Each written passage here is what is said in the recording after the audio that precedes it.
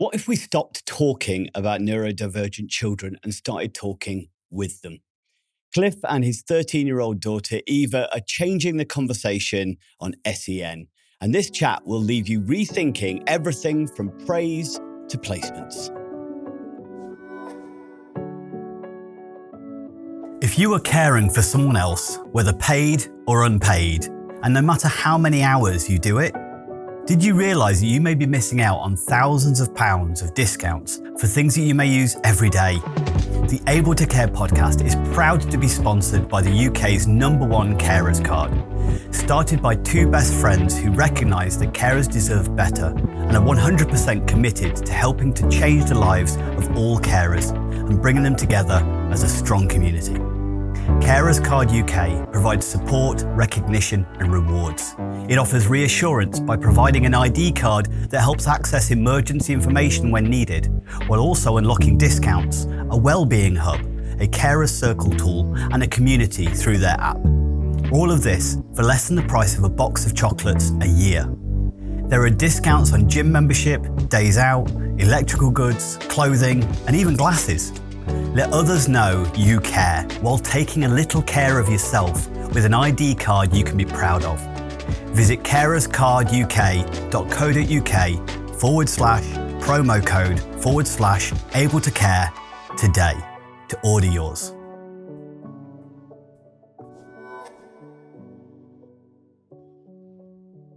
Hello and welcome to the Able to Care podcast. I'm joined by father-daughter duo who are quietly shaking up the way we understand neurodiversity, family voice, and what really helps children thrive.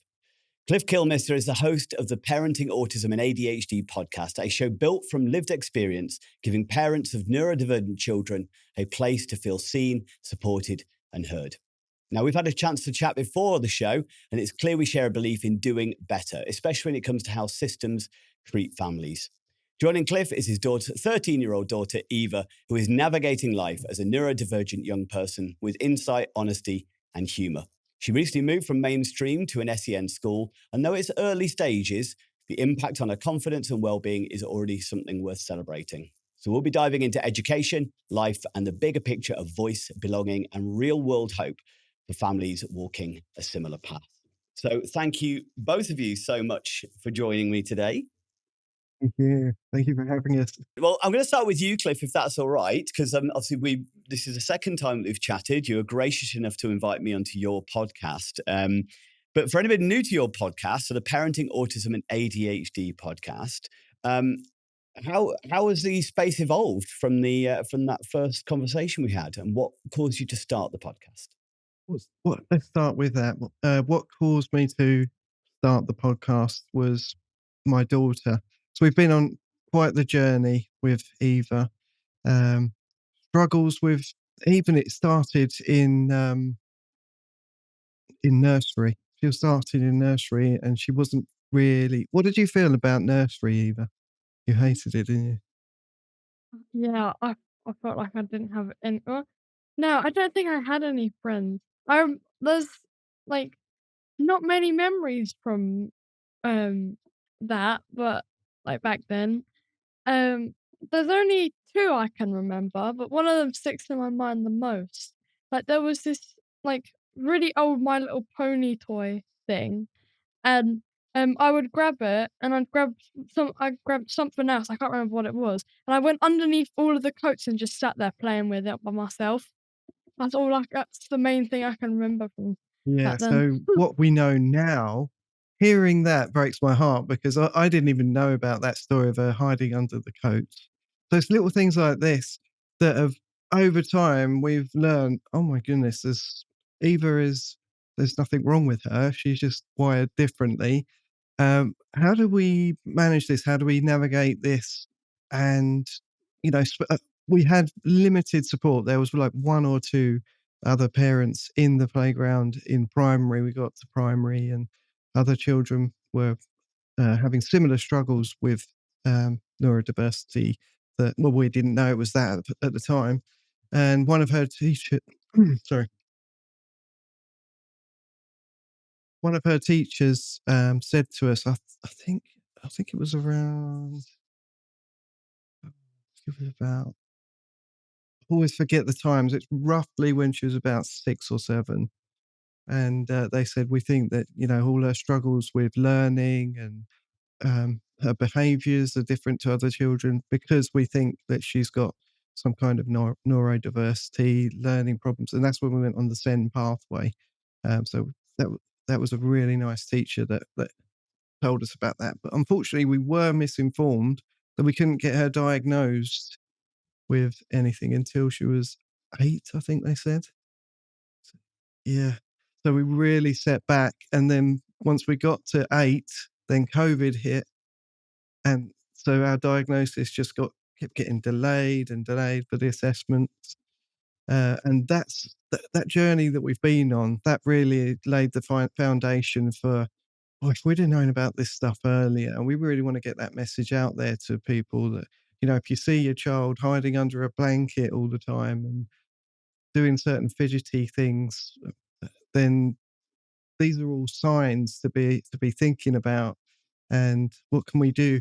And one of the things we really struggled with, which probably delayed it a little bit with us, was the stigma of labeling your child. Who wants to label their child?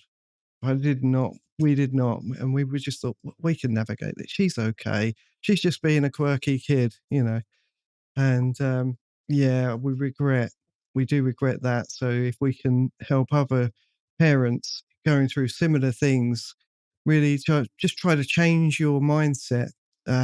It's not labeling your child, it's uh, changing your mindset to different ways of thinking so that you can support them and adapt to them better. And then everything just gets a lot easier. Well, it's not never easy, never easy, but you get strategies, and you know what I mean. You can. How long was the total journey from first suspicions to actual official diagnosis? Yeah, I'm sure it was about 2017 that we first got told that we think, there's something different there that needs investigating and proper assessments. So the primary school we had, they did have like the SEN pathway, and we did get a lot of support. Um, Unfortunately, it wasn't really tailored in a way that would really help Eva. Some of the teachers really got it. I should say who was your favourites, Eva? There was the lady. Thinking of the words gone. 1 second. Teaching the teaching assistant. The teaching assistants, some of them really got it. And we had 2 teachers for the whole of the primary years that really knew how to connect with Eva. So we were writing off entire years. When they can't adapt to Eva, Eva will just shut down. She'll come home. She used to come home and she would say, "Oh, Dad, I had a really good day today." Well, why is that then? Because usually she's had a bad day. "I didn't get in trouble today." That's it. It's a bit of a shame, isn't it? That's kind of sometimes the one plus I've got is that I didn't get in trouble. I didn't get told off, which is definitely not what you hope to hear from your children. No. It's kind of like, I had a good day. I did this and I did that. I did the other. Is that and that's a difficult journey, I should imagine, that we'll talk to you about in a little bit, Eva. So just coming back to the podcast for a second, obviously you've only really just got started, haven't you? So it's only, when was your first episode released? Yeah, It was a few 3 weeks ago. Yeah. 3 weeks. I think you put 10 or a number of episodes out at the same time. Yeah. So Eva, how are you enjoying being on the podcast and expressing yourself like this? I think it's pretty cool actually. I really like it. Um, there's not much that I want to like say about it. It's because I really like it. I just think it's pretty cool. That's okay. Have you had anybody who's listened to it kind of reach out and talk to you guys or anything? Yeah, I've had loads of really positive feedback from lots of parents. That's quite. Actually, I did this video to thank all the people that had contacted me and reached out, and for some reason YouTube just blocked it, and might have been for the best because I got a little bit emotional, got a bit choked up. Yeah. That's sweet. That's lovely. But hopefully you'll get a chance to get that message out there again. So for both of you, I suppose, what's something that you wish more people understood? What's the main message that you guys want to get out from? And maybe you've got different ideas on this. So Eva, what's the thing you'd like to tell people the most? I'm not sure, to be honest. I think the main reason is that you shouldn't like, this is my reason is more dedicated to the children. Like, if children do end up listening to the podcast, then, like, what I want them to take away from it is the fact that you shouldn't really be mean to people that act different, because it can really affect them, and it could possibly affect how you act as well. So, that's what I wanna take away kids to take away from You'd it. love to when you're speaking out, you'd love kids to kind of both sides, maybe kids who share something with you to kind of know that maybe they're not alone as well as kids who maybe don't understand to go just be kind, or be kinder. Is that the case? That's really Yeah. good. Eva, tell Well, Andy about your presentation that you did to the school. That was brilliant. Oh, yeah, in my secondary school, my old one, I did a presentation to all of the not all of the, but some of the teachers, and, I called it "Telling Them Off." 'Cause they always do these things like shouting at them and, like, say things that shouldn't really be said, not as in swear words, more as in, like, um, being like, really aggressive with it. So I was saying that this is comfort, this is not. Maybe you should try and do this, and I understand that it's hard for people to, do certain things and to change it up, but, like, just try your best sort of thing. Um, I can't remember much from the, presentation, but I know the teachers liked it, and and a lot of them changed. Oh, that's really good. I mean, that's amazing that you got the opportunity to do that, and there isn't many schools out there, I think, allow children to speak up. I've got some young people very close to me that also have special and additional needs, and same thing. And they've been told off for well. I think some of the phrases that you might have encountered is things like telling you to grow up or things like that, or act more mature. And it's like, well, I'm not doing this because I'm purposefully being young. I'm doing this because I'm struggling with this particular thing. So yeah, that's amazing you got to speak out. Yeah, he did the whole presentation, and she said, It's not for me. This is for all of the children that are like me. So anyone that's neurodiverse, she was raising awareness within the teachers. It was really quite cool. I had to stand up with her because she was a little bit didn't want. Well, let me put it the right way. Eva has got so much confidence locked up. It's there, but she wanted me to stand with her while she did it all. I just stood there. It was all kudos to you, Eva. You did really well. And she was talking about things like being aware of children that need to wear a hat for comfort, or a blanket, a safety blanket, or have a teddy. Um, and she likes to have a notebook to scribble in. Uh, this is another great thing that Eva's done. Segue. Segway. The cat book. Okay. Yes, This my is her merch. merch. Oh right. Okay. Awesome. Yeah, so Tell me about your merch then, Eva. basically, it's just a what it says on the cover is just a sketchbook for, like whatever, like, really, you can write notes in it, and you can draw whatever you want, really. I draw in it, like, that sort of thing. Um, and the funny thing that I like to do with my sketchbooks, every time I get one, I go to the back page and I ask, my friends to, um, what I call vandalize my sketchbook. And they can write whatever they want in it, really. or like they can draw something, but sometimes I tell them to draw it small so I can fit more people in it. Okay, that's a little routine you like to do. Is that every new Yeah. sketchbook that you get that you have that Yeah, done? yeah, Oh, that's almost interesting. everyone, So yeah. does that give a special feeling when you get to the end of the books then? Do you kind of just look at that at the end, or do you sometimes look at those pictures other times Yeah. as well? Yeah, sometimes I use the pictures for inspiration, Oh, sometimes I don't, so well, that's awesome. Yeah, I love that. yeah. Yeah, but she uses that for self-regulation, and this was what one of the things we was raising awareness for.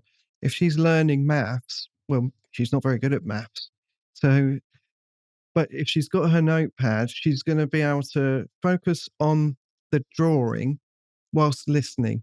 But if you just ask her to focus on the boring thing that she's not interested in, you're gonna get nothing. So it's that balance of, and there are times when you've got to close the book and actually do, whatever's on the page. I do tend to do my Yeah. work as well. But that regulation is really important for Eva and probably many other children as well, for coping strategies. Because otherwise, it's just too much.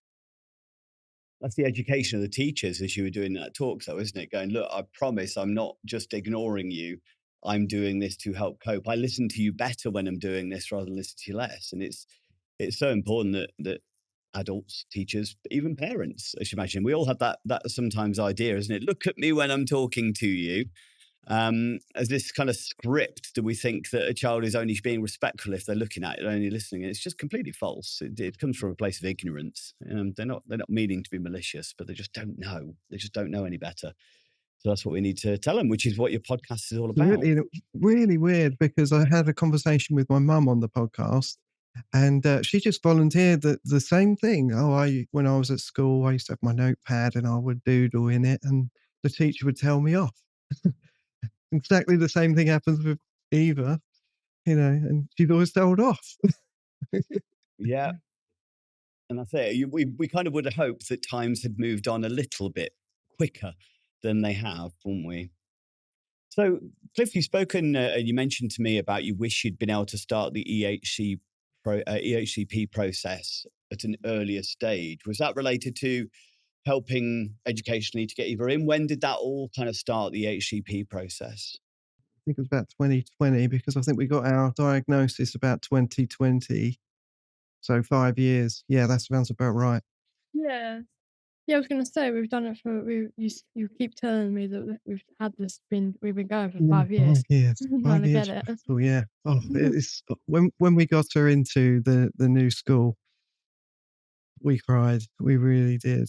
And Eva, she was lucky because she got a couple of weeks of transition period just before starting in September. So now she's got a feel for it.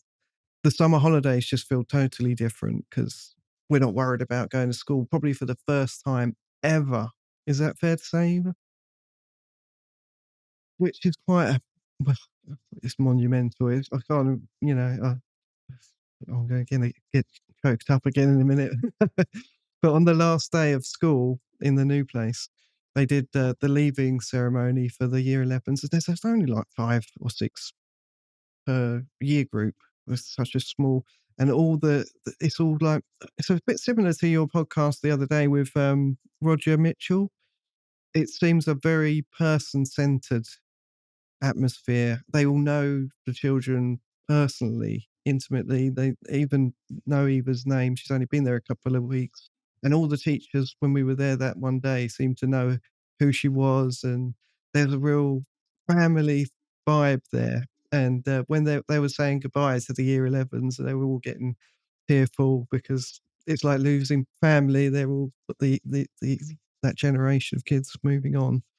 And I was just watching Eva watch the ceremony, and her face is like, this couldn't get any bigger. The smile was, and I've never seen her so happy in a school.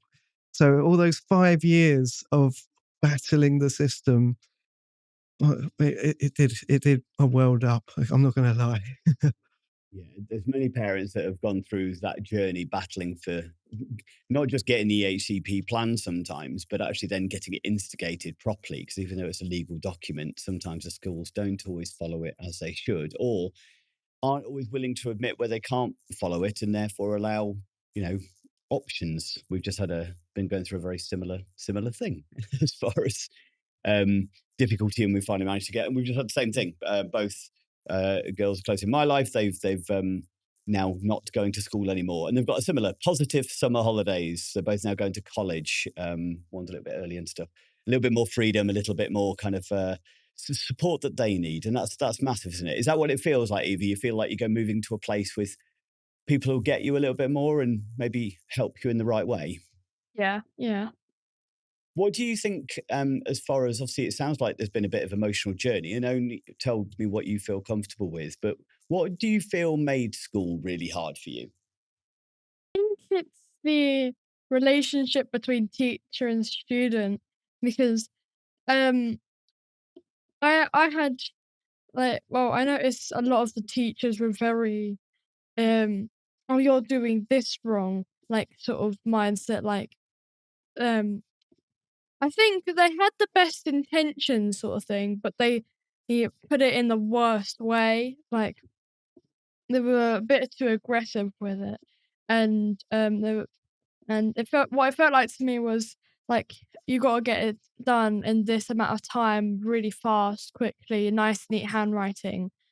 And um and it's really and like You might be able frustrating. to get it done really quickly or the neat handwriting, but you're not gonna be able to get it done really quickly and neat handwriting. That's what we yeah. Yeah. Yeah. That's what I'm saying. So it felt like there was a lot of pressure sometimes for you to, you wanted to do it right, you desperately wanted to, but you just felt it was too hard the way they were trying to get you to do it, to kind of, like, as you say, tidy and quick, or that there was Yeah. just too much all in one go. Yeah. And they Yeah. seemed to get annoyed with you. Did you feel like you were being criticized quite a lot then? Being told, Yeah. not Yeah. feeling like you were good enough? Yeah, it was the same thing. It's not just secondary. I think it was the same feeling in primary school as well. Hmm. Yeah. Absolutely. And, looking at your sketches there in the book, and obviously I've heard your podcast as well. Obviously you're a very talented young lady and got lots about you worth sharing. But sometimes there may be certain bits that aren't a strength, and that's it. If you're being told all the time that's not how it should be done, you need to do this better. That's only going to kind of make you feel like not doing more rather than doing more, isn't it? A little bit like, look, why should I bother? Rather than, yeah. So I know, Cliff, you mentioned that you'd listened to one of my episodes before related to praise, and you said that something had resonated with you in that. I don't know whether you both Not listened funny to what that, we but said yeah. now. Praise done in the wrong way can be detrimental to the child, and I thought that was quite fascinating because, you just naturally say, "Oh, you've done that really well," but you don't take into consideration, well, you've set the bar, and how is that child gonna feel about maintaining that level? Really tricky one. It'd be, good to explore that further with you, yeah. Yeah. How do you find praise okay? Either do you like being praised, or do you find it difficult? I mean, that I don't know. Like I kind of do. Like it's nice feeling like when you get like I don't know. I think so. I think so. Yeah.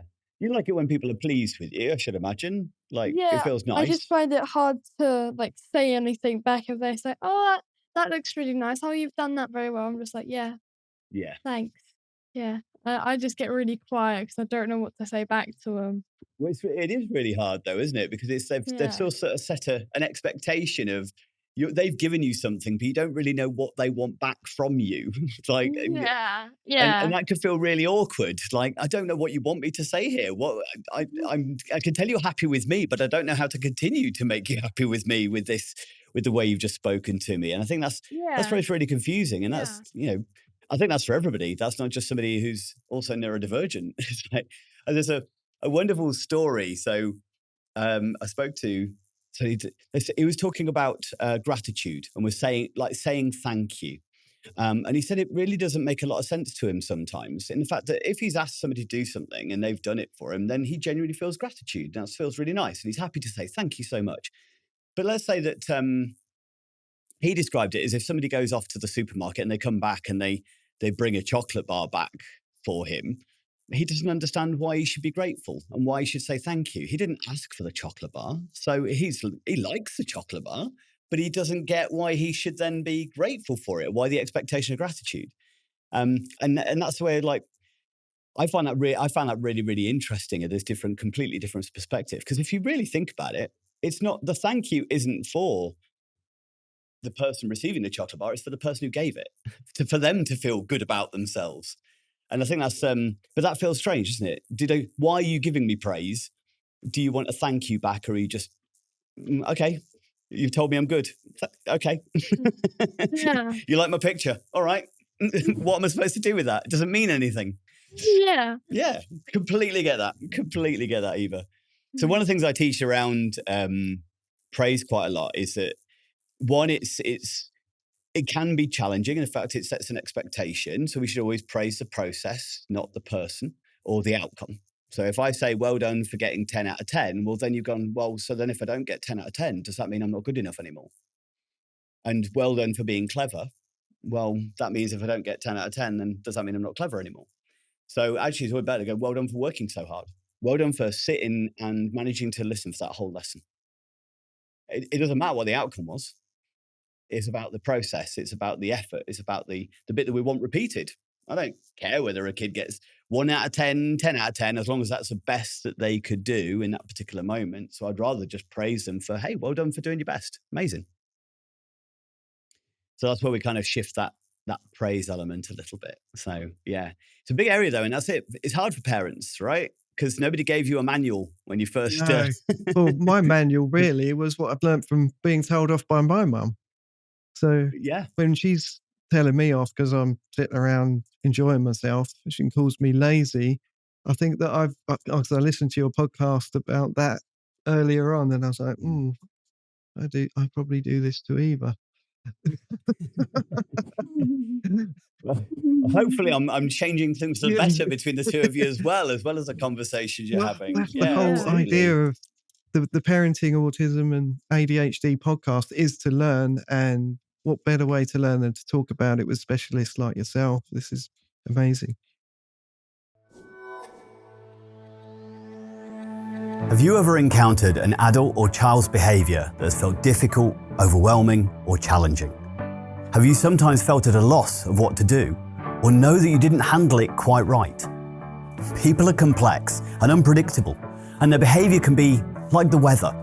We've all made the mistake of looking out the window and feeling safe to wear shorts, but 5 minutes later wishing for an umbrella. What if, like a weatherman, you understood how humidity, temperature and pressure all come together to cause the weather, allowing you to better prepare, predict and respond, and prevent ever having a picnic ruined by a thunderstorm ever again? My book, called Targeting the Positive with Behaviours that Challenge, helps you to become the weatherman of behaviour.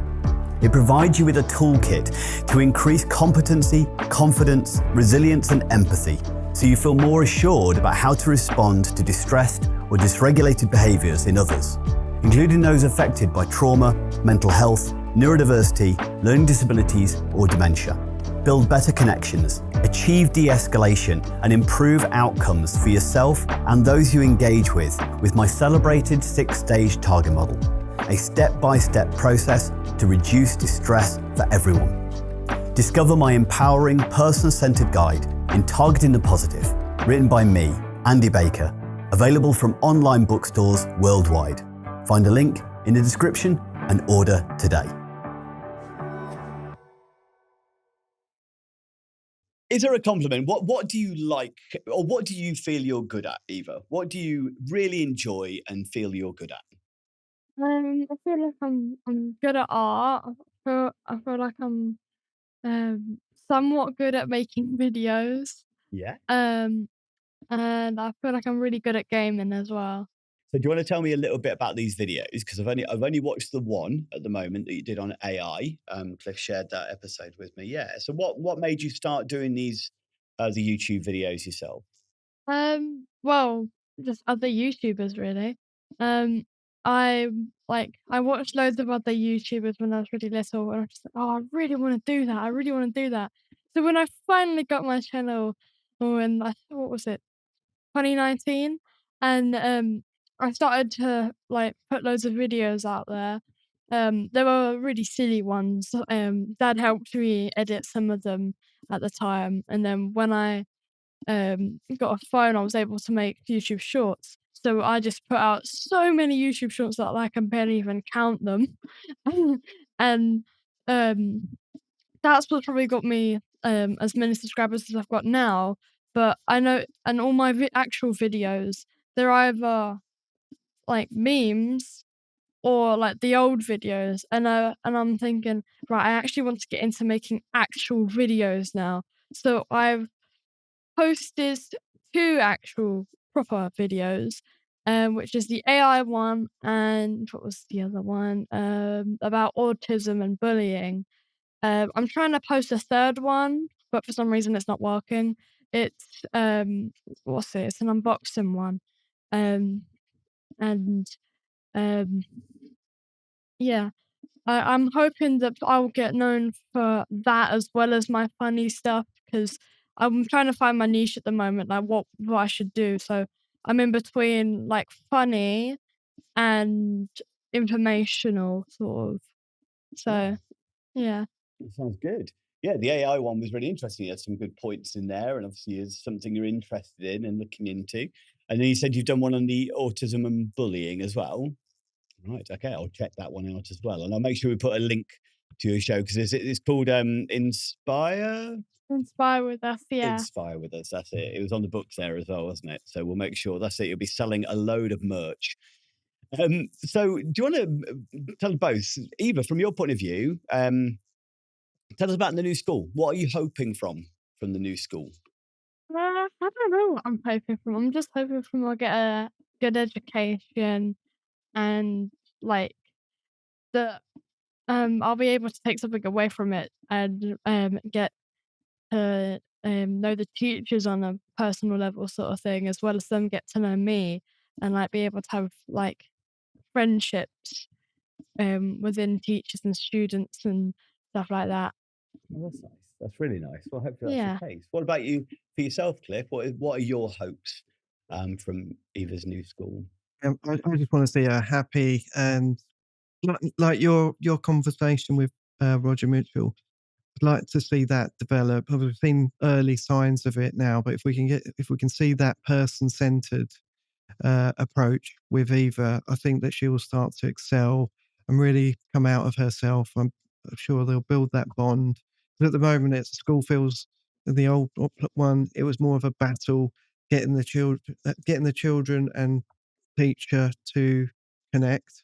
Whereas here, I feel like all that work is I don't need to fight for that anymore. Eva doesn't need to do a presentation to tell you how to connect with me because these people get it. So she's just going to thrive from here, and that's the beauty that we wouldn't have seen if we hadn't kept pressing for the HCP. And I think that's a key message that I really inspired me to do the podcast really to keep fighting because they really want you to give up. I'm sure of it. They make it so difficult. You know, they decline to assess. Then you fight for that in mediation. Then they agree to assess. Then they assess and say no. A mainstream can deal with it. We're not going to issue. Then you appeal. Then you go to court. Then you fight, and all this time we don't know what we're doing. So we're having to pay specialists to help us fill in the form. The form's like mind blowing, you know. And we had to pay for a private assessment because they said no. So we had to get someone private. It all costing money. Um, and each stage you think, oh, should we just quit and we'll manage, you know, we'll fight through, we'll keep going the way we are. But then you keep I'm too stubborn, and I was like, "No, I'm not having this. If they're gonna go down, we're going down, we're gonna go down with a fight." So I kept at it. My wife was brilliant. She's been rock steady. through it as well, hasn't she, Eva? It's been a journey for all of us, and we've battled it as a family. And I think I'm going to say it. I'm not very good at bigging myself up, but I think we did a fantastic job, and we had fantastic support from the people that supported us as well. Even though they were paid professionals, they were outstanding. And yeah, It probably it probably made you realize obviously there's many parents out there that may not be able to afford it, or for instance, or maybe struggling with other things in life to be able to push forward in the way that you have. You know, maybe their resilience isn't as strong as you said. It's been a real battle or feel like a challenge for you. So there may be individuals out there. So, you know, that hopefully with the podcast and the information you're putting out, there's some guidance will be mixed in there. Is that one of your aims then, to try and, you know, learn as much as you can about EHD, please, to try and educate out on your podcast and things like that as yeah, well? we're going to definitely do some shows about the HCP and how we managed to overcome certain hurdles and get some information out there for people. That's definitely some shows we're going to put together. At the moment, we're just Yeah. still finding our feet, and I'm enjoying just interviewing people like yourself and other professionals. We've got NHS practitioner that we have interviewed, and he's really set out a lot of structure and principles in his workshop, and he kindly joined us as well. So little things like this, and even if you don't get any HCP, we want to put hope out there as well. Because my cousin, she's got it's all over our family. We've got a neurodiverse family through cousins and everywhere. Um, she managed to her children are excelling, and they've got some neurodiverse challenges as well, but there is hope. If you don't get the HCP, okay, then we move on, and, you know.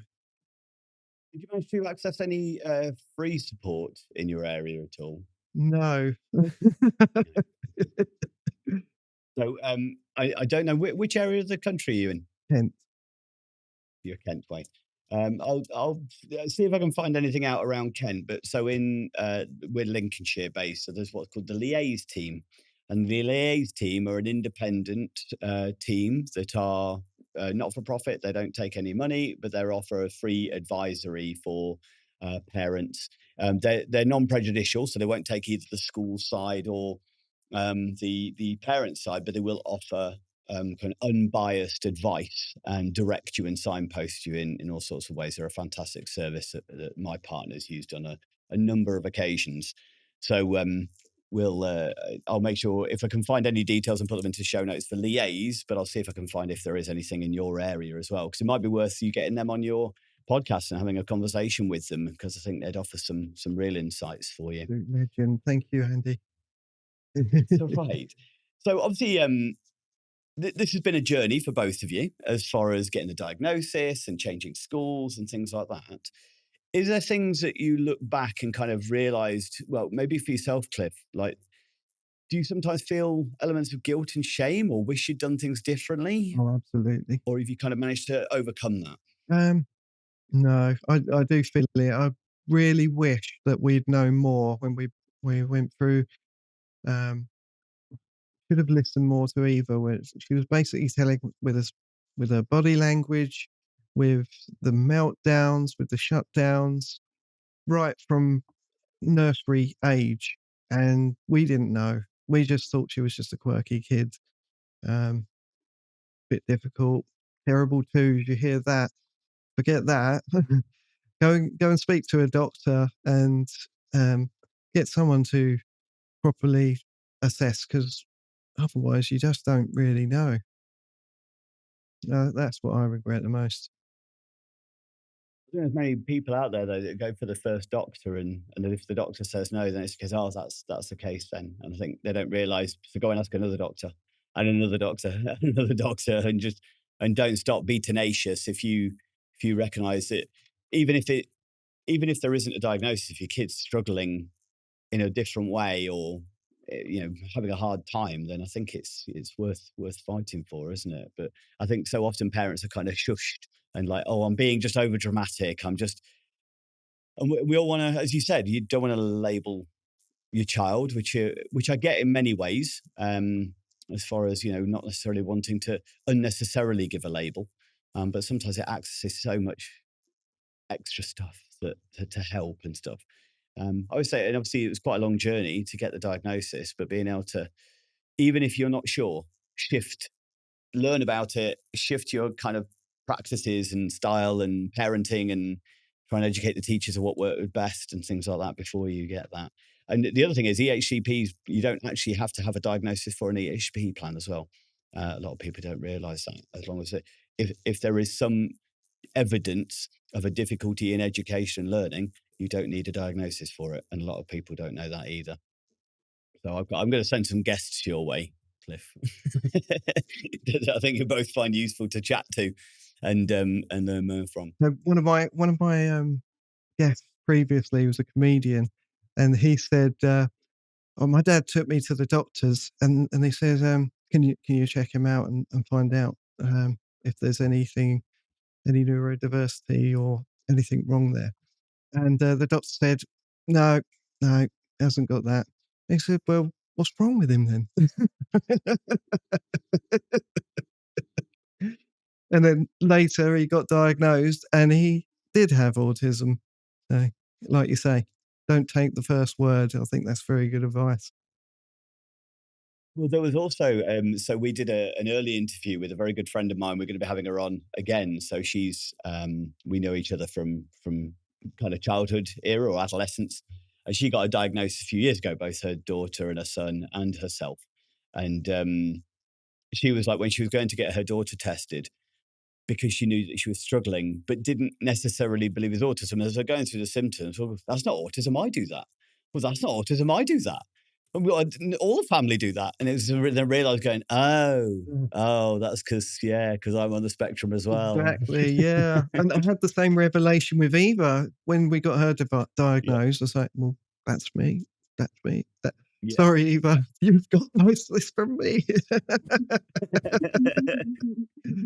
But that's nice. It gives you, an insight into and it gives you a passion to then hopefully help Eva to not maybe go through some of the challenges that you had to overcome without that support, if there is some similarities there. Yeah.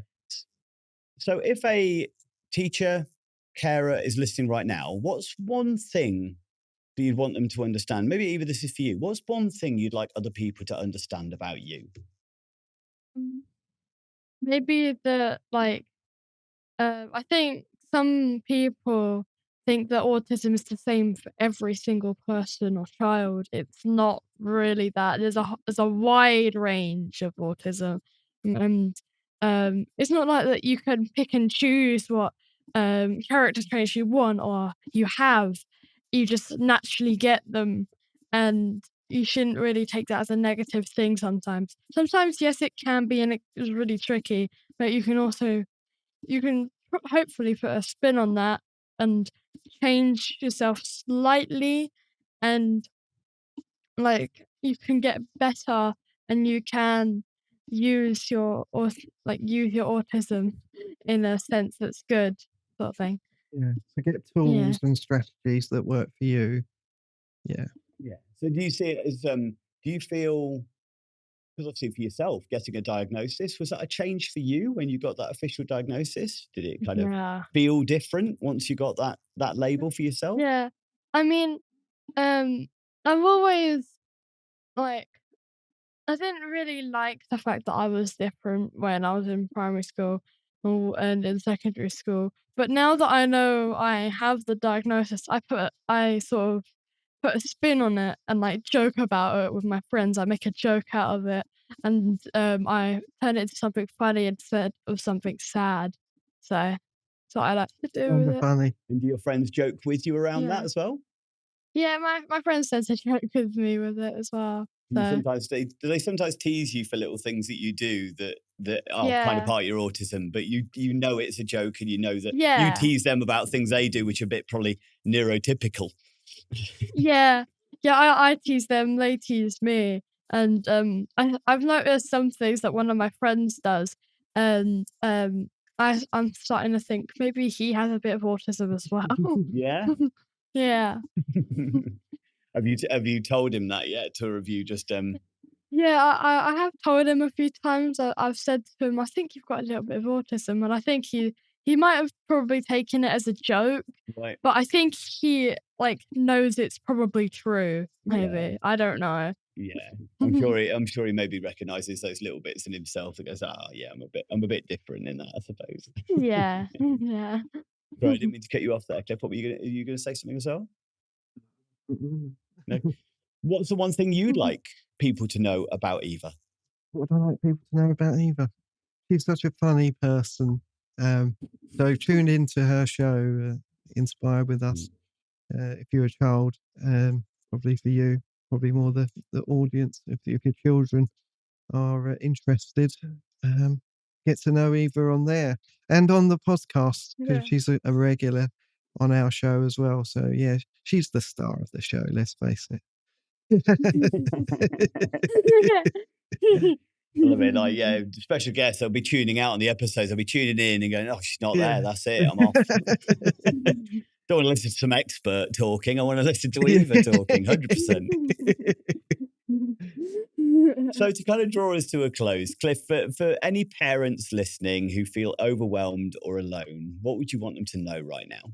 If you're feeling overwhelmed or alone, then you're welcome to join us on our channel. That's what we built it for because we felt very alone in our journey. Like I say, there was only one or two parents that knew anything about similar struggles that when we were, and I'm on several chat groups, and they're all saying we feel alone, and that some of the chat groups are really nice, but it's just text on the screen. If you want to hear voices, if you want to become part of the show as well, we've got parents coming on, so they're welcome to join us, and we can have a good chat like this. And you know, if you've got problems, we can try and work through it. I won't have all the answers, but someone else on the show will have, and we'll just be compiling all that information. We've got NHS practitioners and security people as well. Keeping our children safe is a big thing that we're interested in as well, with all the dangers of cybercrime and catfishing and all that horrible stuff that goes on in the world. Yeah, trying to help all parents. And Eva, is there anything that you'd like to say to any children who might be listening or that you'd love them to know? Um, well, maybe that not like, you shouldn't really be thinking, "Oh, they're different to me. I shouldn't talk to them. Oh, I shouldn't really be their friend because 'cause they're different to me." I think you should, like, put it in the sense that, "Oh, they're different to me, but maybe I could get to know them and understand why they're differently." Or, um, and, if you don't want to be their friend, then just don't talk to them, maybe. Just if you don't want to be their friend or if you wanna be their friend, but you put it in a really weird way, then try and just try, I guess. What about to the children who maybe feel they're a little bit different? Um, to the children who may feel a bit different, maybe, like, you're just not alone, I think, because there are lots of kids out there, you may feel it, 'cause sometimes I feel it, and, once you do eventually find those people or find your people that you're comfortable with or you're, like, you have that fun bond or, like, you have or stuff like that with, then you'll get to, understand yourself better sometimes, and then you'll be able to have fun around not just, like, your friends or yourself, but your family maybe as well, so Do you think this journey that you've both been through with all the challenges, the EHCP plan, the moving schools, and now doing the podcast, has it brought the family closer as a result of this, do you think? yeah, I think so. I've written a book. What to do? Yes. Segue. Segway. What to do when your child shuts down. And Hmm. there's lots of things that we've been through in here and strategies that parents can use if anyone's interested in purchasing that. It's on Amazon. Um, but since we've been on this journey, we have a lot less shutdowns because we're like you say, we are closer. We understand more. We can see the triggers. We can see um, the signs, when to walk away and just let her have some space. I think we've learned as a family so much in these last 5 years. And it all starts from the catalyst of, oh, we've got a diagnosis. What do we do now? Yeah. There Absolutely. there is something that I say that I think parents should do is like when they get home from school, um like, and they do their usual routine, like have a shower or whatever they wanna do after school. Then when you have dinner, like, don't let them take their food to their room, if that's what they do. Like, let them sit with you and talk about their day and, like, um, and if they say, "Oh, I don't remember anything. Oh, I can't remember. Oh, it's nothing much. Oh, I had a good day." Or if it's just something like a one-worded answer or something like that, then maybe say, "Well, start from the beginning. What did you do when you get into school?" Or then start from there and then work your way to the end of the day. Because that's what we do. Yeah. And that's something you Yeah. enjoy and you find really beneficial for yourself. Yeah. It just like I'm not saying do it with all the kids because not all the kids do it the same Mm. way, but like maybe do something similar or just try something like that. Does that help you to feel heard? Yeah, and also it helps me to remember things 'cause I'm terrible at remembering Yeah. stuff. Okay, that's good. So it forces you to practice what you've been doing over the day and it helps you to hold on to stuff a little bit better as well. Yeah, yeah, And yeah. that's awesome. That's great advice. Thank you so much for that, Eva.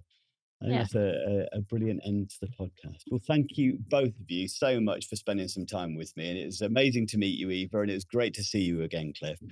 Obviously, we'll be in touch and reach out, and I'll be following and monitoring your journey, both as being a YouTube superstar, Eva, and as well as a podcast duo. So, thank you very much, both of you. Fantastic. Thank you so much for having Yeah, us on, thanks. Andy. It's been a pleasure. My pleasure. So, for all of you out there listening or watching, if you found anything in this useful, interesting, or you feel there's somebody out there who might really benefit from Cliff and Eva's stories, then please like, comment, and share. Do check out in the show notes as well in the description to check out the YouTube channel as well as the book and the podcast as well, and reach out to either of them if you want to find out more. Otherwise, take care. Cheers.